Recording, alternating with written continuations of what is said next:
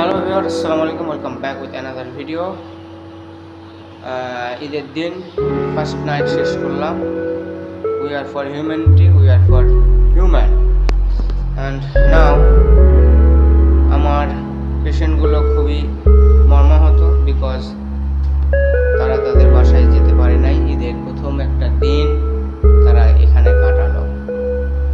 তো আমার পেশেন্টরা কিছু আপনাদেরকে বলবে, ঈদের শুভেচ্ছা জানাবে, কিছু কথা বলতে চায়। কথা বলেন। সুজন খুবই ভালো ছেলে, সকালবেলা উঠে এরা নামাজ পড়ছে। আপনারা যেমনটা সাধারণত ভাবেন যে পাগলা, হ্যাঁ ঠিক আছে। এখন তাহলে আমরা ওদের কথা একটু শুনে ওরা কি বলতে চায়। হ্যালো, আসসালামু আলাইকুম। ঈদ মোবারক। আমার এই ঈদ জেলখানার ভিতরেই কাটলো। আমরা অতি দুঃখ, প্রচুর কষ্ট আমাদের ভিতরে জমা আছে। বাড়িতে ভাই, বোন, বাবা, মা, সবার সঙ্গে আমরা ঈদ কাটালাম। আমার হলো না, আমার এত কষ্ট দুঃখ, আমার বাড়িতে ঈদটা কাটানো হলো না। আমরা কাটানো একটা জেলখানার ভিতরে কারাগারের ভিতরে আমরা ঈদটা পালন করলাম। তাছাড়া মনে বাবার সাথে এত শুরু থেকে আমি করছি, আব্বু আম্মুর সাথে কথা বলি। আমরা কিন্তু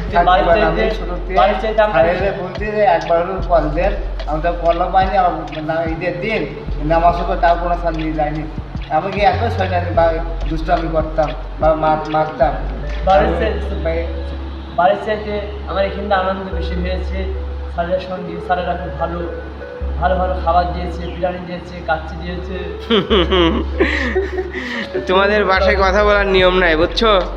ফোন দিয়ে যে কথা বলাই দেবো, কথা বলার নিয়ম নাই, এজন্য আমরা কথা বলাই দিইনি। হ্যাঁ, ঠিক আছে স্যার, ওকে। রাতে কি তোমাদের ঘুম হয়েছে? তোমরা তুমি আর সারা রাত জ্বালাইছো। আচ্ছা, ভালো থাকো, আল্লাহ হাফেজ। ঈদ মোবারক।